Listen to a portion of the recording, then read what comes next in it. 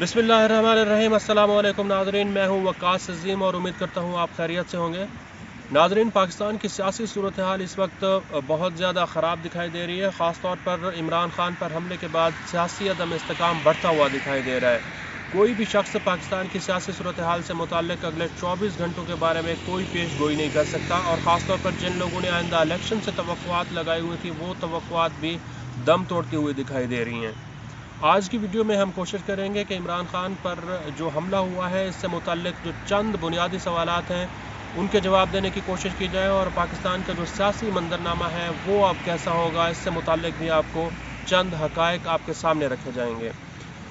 नाज़रीन, इमरान खान पर जो हमला हुआ है इससे मुताल्लिक़ दो बुनियादी सवालात हैं जिनके जवाब ढूंढना बहुत ज़रूरी है। पहला सवाल ये है कि आखिर इमरान खान पर हमला किसने किया, वो कौन है जिसने इमरान खान पर हमला कराया, और दूसरा जो बुनियादी सवाल ये है कि आखिर इस हमले की वजूहात क्या है, आखिर इमरान खान पर हमला ये क्यों किया गया है। तो जो पहला सवाल है इससे मुताल्लिक़ तो तहरीक इंसाफ के लोगों ने इसका जवाब ये देना शुरू कर दिया है कि इमरान खान पर हमले में नून लीग और पाक फ़ौज मुलव्वस है। असद उमर ने यह बयान दिया है कि वज़ीर आज़म शहबाज शरीफ, वज़ीर दाखिला राना सनाउल्लाह खान और पाक फ़ौज के जो मेजर जनरल हैं उनके ऊपर FIR दर्ज कराई जाएगी इस वाक़े की। और इमरान खान ने भी चौधरी परवेज़ इलाही को ये हिदायत जारी कर दी हैं कि इन तीनों अफराद के ख़िलाफ़ मुकदमा दर्ज कराया जाए। लेकिन जो नून लीग के लोग हैं उन्होंने इसका जवाब भी देना शुरू कर दिया है, और जवाब ये दिया जा रहा है कि इमरान खान पर हमला जो हुआ है इसके पीछे नून लीग किसी भी सूरत मुलव्वस नहीं हो सकती, क्योंकि नून लीग ये समझती है कि अगर इमरान खान पर इस तरह का हमला कराया जाए तो ये नून लीग के लिए भी एक बहुत बड़ा सियासी नुकसान होगा, और पाकिस्तान की जो सालमियत है उसके ऊपर भी एक बहुत बड़ा इसको नुकसान पहुँच सकता है।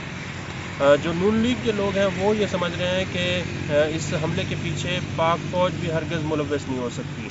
क्योंकि पाक फ़ौज और पाकिस्तान तहरीक इंसाफ के जो चेयरमैन हैं इमरान खान, उनके दरमियान अभी भी ताल्लुकात वो ये समझते हैं कि बेहतर हैं, और कुछ लोग जो तहरीक इंसाफ के हैं वो ख़ुद भी ये कोशिश कर रहे हैं कि मिलिट्री एस्टेब्लिशमेंट के साथ मुज़ाकरात का आगाज़ किया जाए और ताल्लुकात को इस हद तक ख़राब ना किया जाए कि जहाँ पर वापसी का रास्ता ना हो।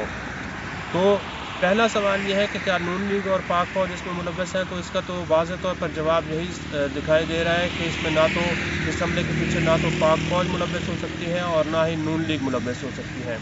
अब जो दूसरी सियासी थ्योरी पेश की जा रही है इन नून लीग या फिर जो सियासी कारकुनान हैं उनकी जानिब से, वो ये कहते हैं कि इस हमले के पीछे हो सकता है कि PTI ने ख़ुद ड्रामा किया हो, क्योंकि इमरान खान ये चाहते थे कि उनका जो सियासी लॉन्ग मार्च है उसको हर सूरत में कामयाब कराया जाए, और इस लॉन्ग मार्च को वो जानबूझकर तवील करना चाहते थे, क्योंकि पहले उन्होंने ये 4 नवंबर को इस्लामाबाद में पहुंचने का ऐलान किया, फिर उन्होंने इसका जो लॉन्ग मार्च का दौरानिया है इसको बढ़ाया और ये कहा कि वो 11 नवंबर को इस्लामाबाद पहुंचेंगे, और बार बार वो ये भी तासुर देने की कोशिश कर रहे थे कि अब हुकूमत के साथ या फिर मिलिट्री एस्टेब्लिशमेंट के साथ उनके मुज़ाकरात हो रहे हैं और उनके जो मुतालबात हैं वो सुने जा रहे हैं। लेकिन इसमें किसी किस्म की कोई हकीकत नहीं थी, क्योंकि मिलिट्री एस्टेब्लिशमेंट या फिर नून लीग की जानिब से वाज़ेह तौर पर यह ऐलान कर दिया गया था कि इमरान खान के साथ किसी किस्म की कोई बातचीत नहीं की जाएगी। तो जो सियासी कारकुनान हैं PTI के मुखालिफ सियासी कारकुनान हैं वो ये समझते हैं कि इमरान खान या फिर तहरीक इंसाफ ने ये जानबूझकर ये ड्रामा कराया है इस हमले का, ताकि इससे जो लॉन्ग मार्च है इससे जान छुड़ाई जा सके और एक फेस सेविंग इमरान खान को मिल सके। इसको अगर आप जोड़ना चाहें तो इस साजिशी थ्योरी को इस तरह भी तक़वियत दी जा रही है कि सेनेटर जो एजाज़ चौधरी हैं उन्होंने ये बयान दिया है, ऑन द रिकॉर्ड बयान दिया है कि उन्हें इस साजिश के बारे में पहले से इल्म था। एजाज़ चौधरी ये कह रहे हैं कि उन्होंने एक रात पहले ही अहमद नासिर चट्ठा और इमरान खान को ये बता दिया था कि वज़ीराबाद और गुजरात का जो एरिया है यहाँ पर उनके ऊपर फायरिंग हो सकती है, उनके ऊपर हमला हो सकता है, और इस तरह की एक साजिश जो है वो तैयार की जा रही है। तो अब सवाल ये पैदा होता है कि अगर एजाज़ चौधरी को इस बारे में इल्म था तो क्या पाकिस्तान तहरीक इंसाफ की जो क़यादत है वो इस हमले से बेखबर थी, और ख़ास तौर पर जो चौधरी परवेज़ इलाही हैं वो इस हमले से मुताल्लिक़ बेखबर थे, या उनको भी किसी किस्म की कोई इत्तला जो है वो दे दी गई थी। کیونکہ جس وقت حملہ ہوا ہے عمران خان کے اوپر، اس وقت عمران خان کا جو لانگ مارچ ہے وہ گجرات کے حلقے میں تھا، اور گجرات کا جو حلقہ ہے وہ آپ جانتے ہیں کہ وزیر اعلیٰ چودھری پرویز الہی کا حلقہ ہے، اور پنجاب جو ہے وہاں پر چودھری پرویز الہی کی حکومت ہے۔ اس لانگ مارچ کو جو سیکیورٹی فراہم کرنے کی بنیادی ذمہ داری تھی وہ بھی چودھری پرویز الہی کی تھی، پنجاب حکومت کی تھی، اگرچہ ایک بہت بڑی تعداد میں وفاقی حکومت نے بھی عمران خان کو سیکیورٹی فراہم کی ہوئی ہے، لیکن بنیادی جو ذمہ داری تھی وہ سیکیورٹی فراہم کرنے کی چودھری پرویز الہی کے پاس تھی۔ اب حملے کو ہوئے تقریباً 24 گھنٹے سے زائد کا عرصہ ہو چکا ہے۔ اس دوران جو ملزمان ہیں ان کو گرفتار کیا گیا ہے، لیکن جو ایک ملزم گرفتار ہوا ہے اس نے 2 بیان دیے ہیں۔ ان 2 بیانات جو ہیں ان میں واضح طور پر تضاد نظر آ رہا ہے۔ پہلا بیان اس ملزم نے یہ دیا کہ مجھے تو میں نے پہلے دن سے یہ فیصلہ کیا ہوا تھا کہ عمران خان کے اوپر حملہ کروں گا، اور جس وقت عمران خان کا قافلہ لاہور سے نکلا تو ملزم یہ کہہ رہا ہے کہ میں نے اس دن ہی یہ فیصلہ کر لیا تھا کہ عمران خان پر حملہ کروں گا۔ دوسرا جو اس نے اب اپنا اعترافی بیان جاری کیا ہے اس میں یہ کہہ رہے ہیں کہ جو عمران خان ہے وہ نعوذ باللہ ایک پیغمبر کی صورت میں خود کو پیش کرنے کی کوشش کر رہے تھے، تو اس لیے میں نے ان کے اوپر حملہ کیا ہے۔ تو جو ملزم پکڑا گیا ہے اس کی اگر آپ حالت دیکھیں تو وہ ایک کوئی ایسا لگتا ہے کہ جیسے اس کا ذہنی توازن ٹھیک نہیں ہے، یا وہ کوئی نشہ وشہ کرتا ہے، تو اس نشے میں آ کر وہ ایک اس طرح کے بیانات دینے کی کوشش کر رہا ہے جس میں کوئی حقیقت نظر نہیں آ رہی۔ لیکن اس کے جو سازشی تھیوریاں ہیں وہ اس میں ان کو تقویت لازمی پہنچ رہی ہے، اور یہ جو سوال ہے کہ یہ ڈرامہ تھا یا پھر اس میں کوئی سازش تھی، اس کی جو تانے بانے ہیں وہ اس سے جڑے ہوئے لازمی طور پر دکھائی دے رہے ہیں۔ اب آگے چلیں تو آپ دیکھیں کہ اب جو اسلام آباد کی صورتحال ہے وہ اس وقت بالکل سیاسی طور پر تو افراتفری پھیلی ہوئی ہے، لیکن جو اسلام آباد کی صورتحال ہے یہ بالکل یہاں پر حالات نارمل ہیں۔ حالانکہ یہ توقع کی جا رہی تھی کہ عمران خان پر حملے کے بعد اسلام آباد راولپنڈی جو ہے وہ جیم ہو جائے گا، یہاں پر بہت بڑے پیمانے پر احتجاج شروع ہو جائے گا، لیکن کل رات کو بھی ہم نے دیکھا کہ صرف فیض آباد پر چند لوگ پی ٹی آئی کے آئے اور انہوں نے احتجاج کیا، اور اس احتجاج جو تھا اس کو یہاں پر جو پولیس تھی اس نے کل رات ہی اس کو ختم کرا دیا تھا۔ تو اب اسلام آباد کی جو صورتحال ہے وہ بالکل نارمل ہے۔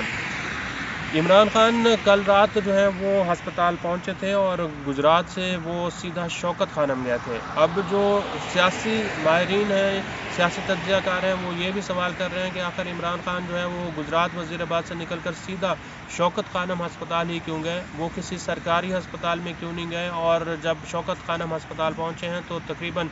1.5 گھنٹے تک جو ہے ہسپتال کو بند رکھا گیا، اور عمران خان کو کسی سے ملنے کی اجازت نہیں دی گئی، یہاں تک کہ پرویز الہی جو ہیں وہ بھی جو ہے باہر انتظار کرتے رہے، اور عمران خان 1.5 گھنٹے کے بعد خود چل کر اپنی گاڑی میں آئے، حالانکہ ان کے پیروں کے اوپر جو ہے نا وہ چھرے لگے ہوئے تھے، تو انہوں نے اپنے چھرے کسی کو دکھائے نہیں ہیں کہ یہاں پر ان کو چھرے لگے تھے، نہ ہی ان کی کوئی تصویریں لیک کی گئی ہیں، اور جو میڈیکل رپورٹ ہے وہ بھی ابھی تک عمران خان کی پبلک نہیں کی گئی۔ لوگوں کو یہ نہیں بتایا گیا کہ عمران خان پر جو چھرے لگے ہیں وہ ان کی نوعیت کتنی تھی، زخم کتنی تھی، حالانکہ یہ پنجاب حکومت کی ذمہ داری ہے کہ وہ اس رپورٹ کو جو ہے نا وہ پبلک کر دے اور بتائے کہ عمران خان کو کتنے گہرے زخم آئے ہیں۔ ابتدائی طور پر جو لوگ اس فائرنگ کے واقعے میں زخمی ہوئے اس میں آپ دیکھیں تو 2-3 ایسے افراد ہیں جن کے بارے میں یہ بتایا گیا ہے کہ ان کو ٹانگوں پر جو گولیاں لگی ہیں یا پھر چھرے لگے ہیں، اور ایک جو شخص ہے وہ اس حملے میں جاں بحق بھی ہوا ہے۔ لیکن اگر آپ وہ لسٹ دیکھیں تو اس میں پاکستان تحریک انصاف کے جو لوگ اس لسٹ میں شامل کیا گیا ہے، ان لوگوں کو شامل کیا گیا ہے، اور ایسا لگتا ہے کہ ان کو زبردستی یا پھر بھرتی کے طور پر ان کو بھی زخمیوں کی فہرست میں ڈالا گیا ہے۔ مثلاً آپ دیکھیں تو علی زیدی کا نام بھی اس فہرست میں ہے، عمران اسماعیل کا نام بھی اس فہرست میں ہے، اور فیصل جاوید جو ہیں ان کا نام بھی اس میں ڈالا گیا ہے۔ فواد چودھری کا نام بھی زخمیوں کی فہرست میں ڈالا گیا ہے، حالانکہ ویڈیو میں وہ بالکل ٹھیک ہے، دکھائی دے رہے ہیں۔ یہ تمام افراد جو ہیں جو ابتدائی رپورٹ آئی ہے اس میں صرف زخمیوں کی فہرست میں ان کو ڈالا گیا ہے، لیکن ان کے زخموں کے بارے میں کچھ نہیں بتایا گیا۔ اب عمران خان کو ڈاکٹروں نے یہ مشورہ دیا ہے کہ وہ کم از کم جو ہے نا وہ 3 ہفتے تک آرام کریں۔ عمران خان اگر ڈاکٹروں کے مشورے پر عمل درآمد کرتے ہیں اور آرام کرتے ہیں تو ہو سکتا ہے کہ ملک میں تھوڑی سی جو سیاسی افراتفری پھیلی ہوئی ہے اس میں بھی کچھ کمی ہو جائے۔ مثلا عمران خان اگر 3 ہفتے تک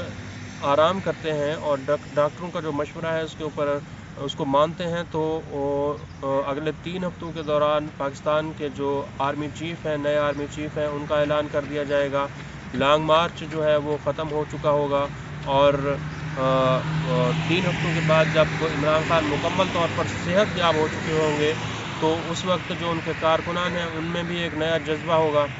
دسمبر کا مہینہ ہوگا اور دسمبر کے مہینے کے بعد عمران خان اگر ڈاکٹروں کے مشورے پر عمل کریں تو نئے جذبے کے ساتھ تحریک انصاف کے کارکنوں کو دوبارہ لانگ مارچ یا پھر دھرنے کی دعوت دے سکتے ہیں۔ اگرچہ اسد عمر یہ کہہ رہے ہیں کہ بہت جلد عمران خان جو ہے نا وہ ملک بھر میں احتجاج کی کال دیں گے، تو عمران خان کے لیے ڈاکٹروں کا مشورہ ماننا ضروری ہے تاکہ ان کی جو سیاسی جد و جہد ہے اس میں ایک نیا جذبہ آ سکے، نیا جوش پیدا ہو سکے اور حکومت کو ایک بار پھر وہ ٹف ٹائم دیتے ہوئے جو الیکشن کا مطالبہ ہے اس کو دہرا سکیں۔ ہو سکتا ہے کہ 3 ہفتے کے بعد جو سیاسی منظرنامہ ہے اسلام آباد کا، اس میں بھی کوئی ٹھہراؤ آ چکا ہو، کوئی یقینی صورتحال پیدا ہو چکی ہو اور جو اس وقت بہت زیادہ کشیدگی ہے وہ کم ہو چکی ہو۔ تو بہتر یہ ہے کہ عمران خان ڈاکٹروں کے مشورے پر عمل کریں اور 3 ہفتے آرام کریں۔ ناظرین، یہ میرے اپنے خیالات ہیں اور اگر آپ ان سے اختلاف کرنا چاہتے ہیں تو کمنٹ سیکشن میں جا کر لائک یا پھر ڈس لائک کر سکتے ہیں۔